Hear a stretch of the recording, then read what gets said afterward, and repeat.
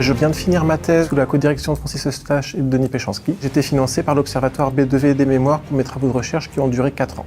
Donc ma thèse a abordé le concept de l'oubli, en considérant l'oubli comme quelque chose de positif qui peut aider les personnes à vivre mieux en contrôlant les souvenirs qu'ils gardent en mémoire. Dans cette étude, on a demandé à une 60aine de participants de contrôler leurs souvenirs.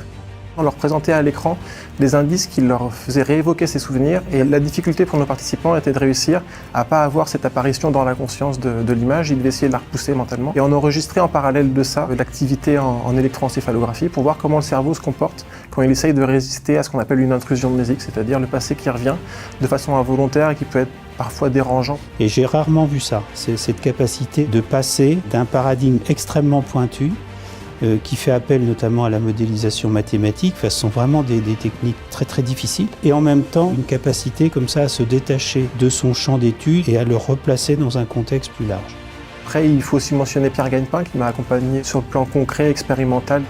L'originalité de ce travail en fait consistait à savoir si en modulant sa représentation, on va avoir aussi un impact sur la réponse corporelle émotionnelle associée donc à ces différents signaux physiologiques. Donc ça, c'est quelque chose d'assez original. Ce qu'on a observé, c'est que le cœur se comportait différemment avant et après. Quand ils avaient réussi à contrôler les souvenirs et à les enfouir un petit peu au fond de leur conscience, le cœur avait adapté sa réaction quand il voyait à nouveau les images, ce qui suggère que essayer d'oublier de façon volontaire et consciente peut être un mécanisme pour réguler ses émotions et pourrait être utilisé dans un cadre clinique de troubles psychiatriques. Pour moi, Nicolas, il a été brillant, il a démontré toutes les qualités d'un futur grand chercheur. Ce qu'il faut, c'est que ces travaux ne restent pas dans le simple cadre de la thèse. Donc il y a des articles qui sont en cours de préparation. C'est quelque chose d'important pour les jeunes chercheurs de pouvoir être financés sur des projets qui sortent un petit peu des carcans. Donc c'est quelque chose d'extrêmement positif, et je sais que je ne suis pas le seul, il y a d'autres doctorants qui sont actuellement en train de réaliser leur thèse grâce à cette aide qui est fournie par l'Observatoire.